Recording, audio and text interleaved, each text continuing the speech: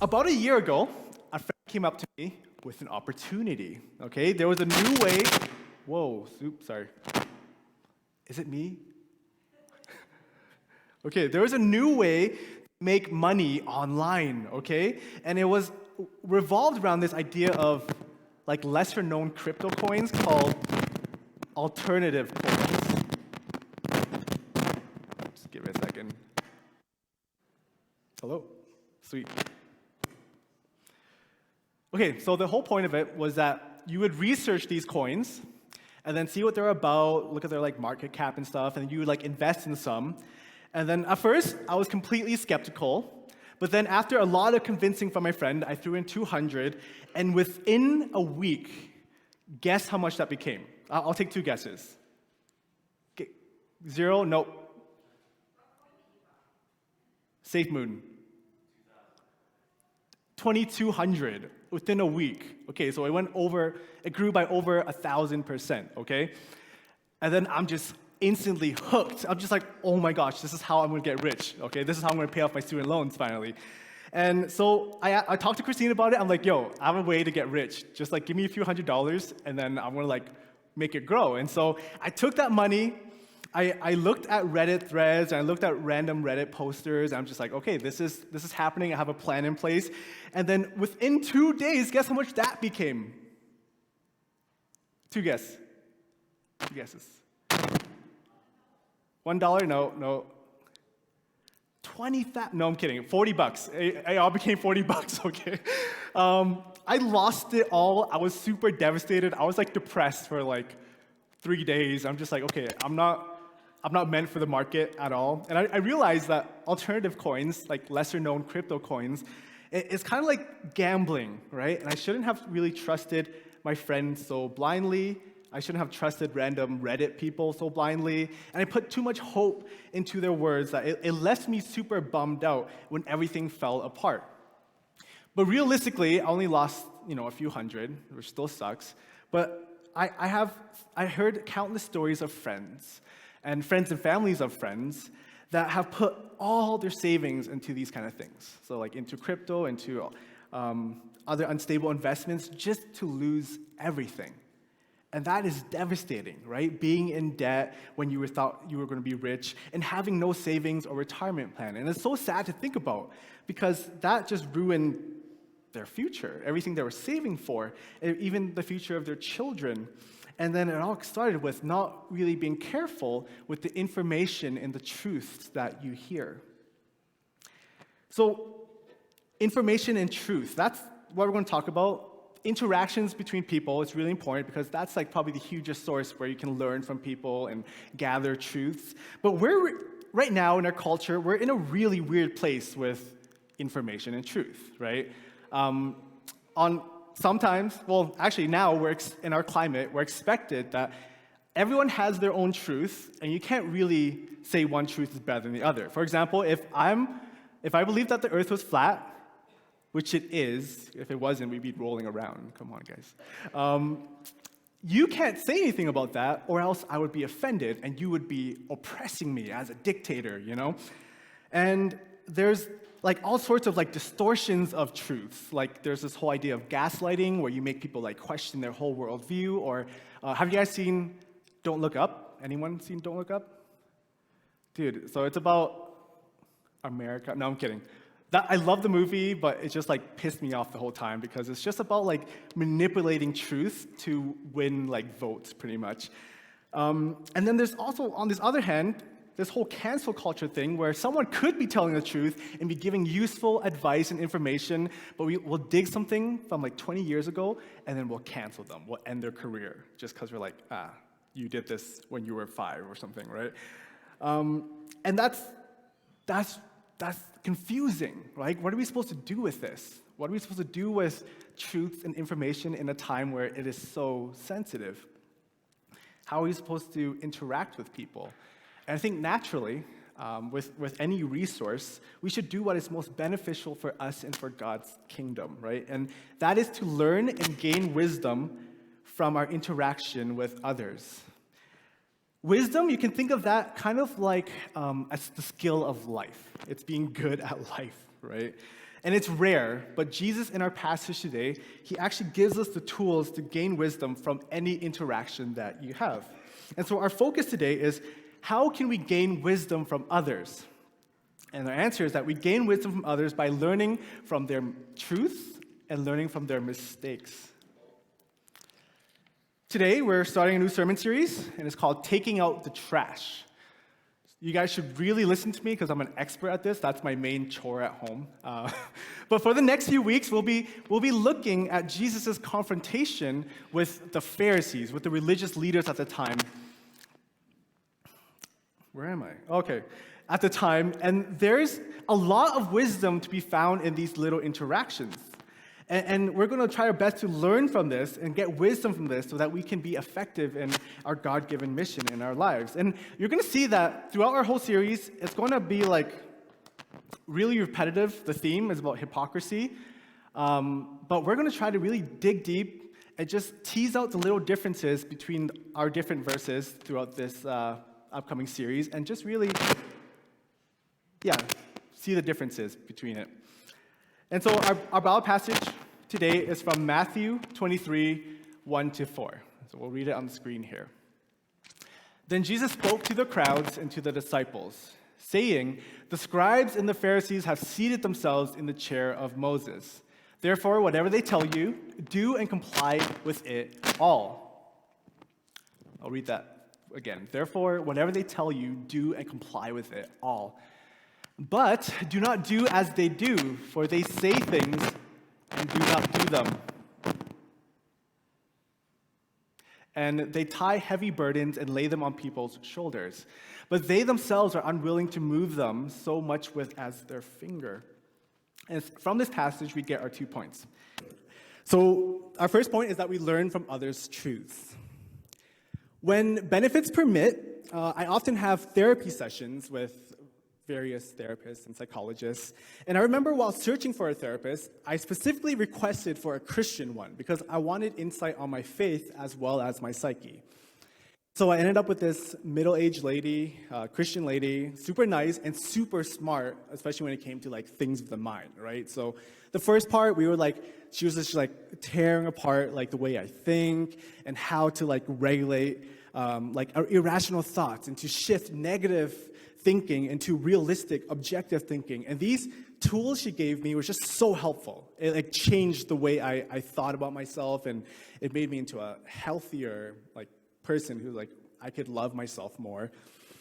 And I'm teaching it to other people, and it's great. But towards the end of our sessions, I'm like, oh, wait. Yo, what do you think about my situation through a faith perspective?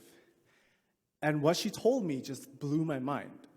It turned out that she had a very poor grasp of the Bible, because she was talking about all different kinds of stuff, like, hey, like you have to wait this specific way for God's healing. And I'm like, oh, okay. Or she'll be like, you know what, sometimes I ward off demons in my house by playing the audio Bible. And I'm like, oh, okay, sweet. And then it's just like those like suspicious eyes, and I'm just and all of a sudden I suspected everything that she told me, even the good stuff, to the point where I just stopped meeting up with her altogether because I felt like I couldn't trust the things that she said. But the reality was that she's a Bible scholar, right? If she's not a Bible scholar, she's a psychologist. And she's a great one at that. And she had a really good grasp of what was going on in my mind, which was super useful for me. So in hindsight, it would have been best for me if I were to just continue my sessions with her and to listen to her what she was an expert at and kind of ignore the rest. But I do this a lot in my life, okay? Even if I meet someone who has loads of information and knowledge and advice, but their character didn't vibe well with me, I just like cancel them in my mind. I just ignore them. And that makes no sense, right? Because truth is truth. It's stupid because when we look at, let's say, like scientists or even like some business heroes, right? If you look at them in the business world for a second, some of the most egotistical, selfish, seemingly unloving people, they have the best insight and advice on like business models and market predictions. And I think Jesus is getting to this point in our Bible, right? That truth is truth regardless of the source. So let's look at verse 2 and 3, where Jesus said to the crowds and the disciples, "The scribes and the Pharisees have seated themselves in the chair of Moses. Therefore, whatever they tell you, do and comply with it all." Now, if you know anything about the Pharisees, you read this and you're like, Jesus, you're crazy. Why would we listen to these people? The teachers of the law and the Pharisees were the religious elite that were in charge of taking care of the spiritual health of their nation. But throughout Jesus' whole ministry, they have been his number one enemies. They were the ones who were oppressing people with their terrible religious system, and they always went out of their way to criticize Jesus. And even after seeing and witnessing Jesus' miracles and teachings, they were plotted to kill him, right? And eventually, they did kill him. And yet, Jesus tells everyone to do what they say. Why? What is going on here? There's something deep here that we're not seeing, right? And I think you'll miss it if you don't pay attention, but Jesus actually gives us the reason. It's because they sit in Moses' seat. Now, is that a chair? What does that mean? No, well, Moses, we got to understand who he is first. Moses was the guy that God had given instructions and commandments to. He was the greatest prophet in history. He spoke for God. And Moses taught the people how to live a life that was right with God. And people needed, now that Moses was gone, there's another body that took over his teachings, the Pharisees, the teachers, the scribes. And the only way people could access Moses and his teachings was through these people. Back then, there was no printing press or smartphones. And so people didn't have personal Bibles. But even if they did have personal Bibles, most of them couldn't read. Scholars estimate that 90% of Jesus' audience were illiterate. They couldn't read. So the only way they could access God's word was by listening to the religious leaders, even though they were corrupt. Jesus is telling the crowd that as the Pharisees teach from scriptures, we are to listen and obey those words as if they were words from God himself, not the Pharisees, because they were. And there's a paradigm shift about truth here, right? Real objective truth always belongs to God, not the person who is saying it. So real objective truth always belongs to God. And terrible example, but let's imagine that Hitler discovered that 1 + 1 is usually 2, right? Would we ignore that because he is Hitler and he's just a terrible person? No, truth is truth regardless of the person. And so for us nowadays, we need to learn from really flawed people. And the reality is, we can only learn from flawed people because we're all immensely flawed. We need to absorb the truth and wisdom they speak, and we need to separate it from their character, even if they're the most annoying, condescending kind of people, because that's the hardest, right? Once someone is condescending, your pride kind of just flares up, and you're like, I'm going to fight this person with my words. But don't do that. You won't learn anything, and you won't gain anything. You might not know this, but during our Sunday services, we do this kind of stuff all the time. Our church loves music from Hillsong, right? And I feel like we sing more songs by Hillsong than by anyone else. But when you look into actual, the Hillsong church, you'll see some really corrupt and disgusting practices, like sexual misconduct by their leaders, favoritism, and they teach prosperity gospels sometimes where, God's goal is to make you rich and happy, and all sorts of biblical corruption and misreadings, right? Things that the Bible clearly don't teach. So we're seeing huge mistakes in their culture, in their church, in their leadership, in their teaching. But for all of their mistakes, they have some really good songwriters who stick to the Bible. And they have really good music that's not only pleasing to the ear, but really helpful for our growth and our worship. And it's not just Hillsong, okay? There's bands like Bethel and Elevation and Snatch, suspiciously flimsy theology and understanding of God. So I don't want you to ever assume that because we're singing one of their songs, they have like the okay from us and you should listen to their teachings and stuff. But at the same time, some of their songs are good and true to God's character and useful for worship. So it's right to take the best of what they have and to learn from it and to use it and to grow from it. And we can do that with everyone. Just don't copy what they do. So that leads me to my second point, that we learn from others' mistakes. I have a story. I'm a little bit embarrassed to share this story because it makes me sound like an 80-year-old man. But a few months ago, I was leaving the house, and as I was reaching over to grab my shoes, there was like this sharp pain that like hit my back. And it was like a stab in the back. And I paused for a bit, and I fell over, and I was like a cripple for a week and a half. Like, I was just pretty useless for a week and a half. But I didn't want to be useless. I wanted to still be engaged with my family. I didn't want to miss out on the fun. And so despite hurting my back, Christine and I took Josiah, my son, to an indoor playground because he just loves those. And at the playground, there's a slide, right? So there's like a higher platform, and there's a slide that takes you down to a lower platform. And so we had a plan to go down there, and the plan was that I would go first, so I can turn around, and then Christine would be holding Josiah at the top, and she would, lightly push him down, and I would catch him at the bottom, and then Christine would come down. And so that was the plan, foolproof, good plan. But the thing you got to understand is that these slides are for kids, and I'm a pretty big guy, and it's super cramped, it's like fitted. And on top of my hurting back, that's just a recipe for just a really good time, right? And so as I was going down the slide, the whole way, and even afterwards for a few seconds, I was like, my back, I can't do this, my back. And then at the end, I'm just like, And then Josiah was just sitting at the top of the slide, looking down and like silent for a bit. And then he starts like freaking out, like, and then he tries to run away from the slide, okay? But Christine grabbed him and pushed him down anyways. And I caught him. Everything was good. Everyone's safe except for me.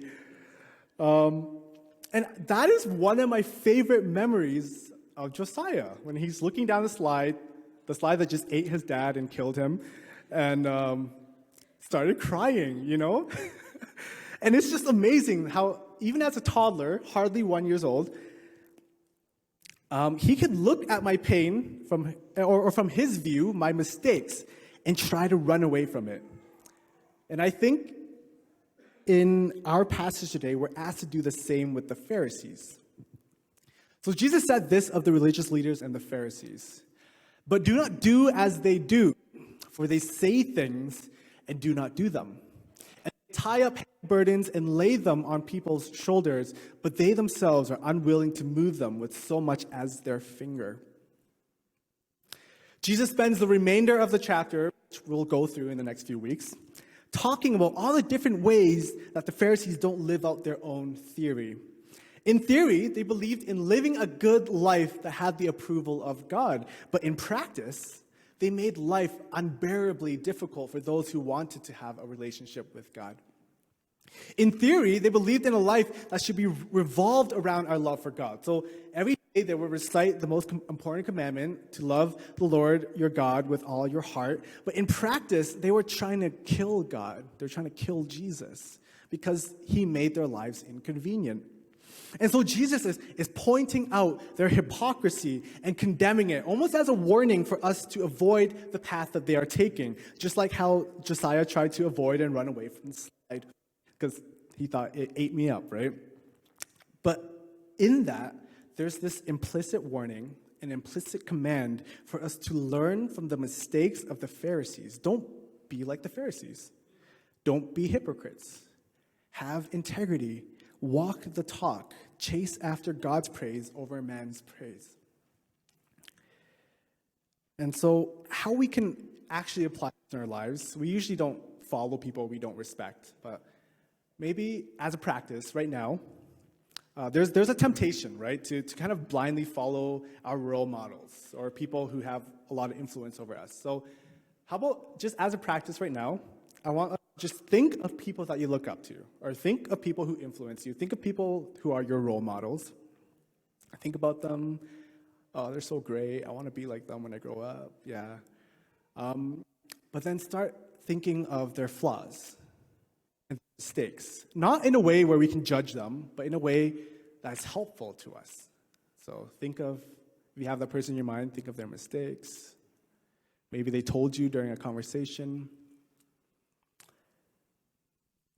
And then think of how you could avoid that mistake from what you learned from their flaws.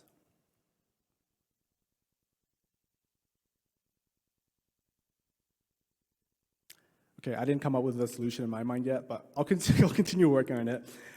Acknowledge the mistakes of your role models and your influencers and learn from them so that you don't make the same mistake. And this takes a little bit of critical thinking.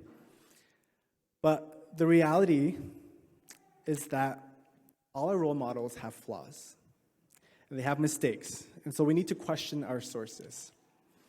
We can ask questions like, do their actions line up with biblical theory? Does it make sense in the light of eternity? Do they remind us of Jesus, or is their lifestyle one that is going to come crashing down one day? And then if we can reject and learn the mistakes of our role models, we will save ourselves from a lifetime of regret. Today we ask the question, how can we gain wisdom from others? And it's a really simple, basic message, but really hard to practice, especially when ego and pride comes in the way, right? We gain wisdom from learning from others' truths. Despite their character, even the most annoying and condescending people have useful information. Because we know that truth belongs to God, not to them. So that forces us to be thoughtful and patient while listening to others. And that actually pushes us into a position of humility where we assume and we look for the value in the words of others, even if they're hard to respect. We also get wisdom by learning from others' mistakes. So even if they're heroes, they're our heroes. Everyone is flawed. We don't want to ever follow people blindly because we're held accountable for our own decisions and our own actions. And we have to learn from people's mistakes in order to avoid the same hurts and setbacks that they've experienced. And when we do this, these are the tools to gain wisdom from others, from every interaction. And this is how God intends for us to learn and grow.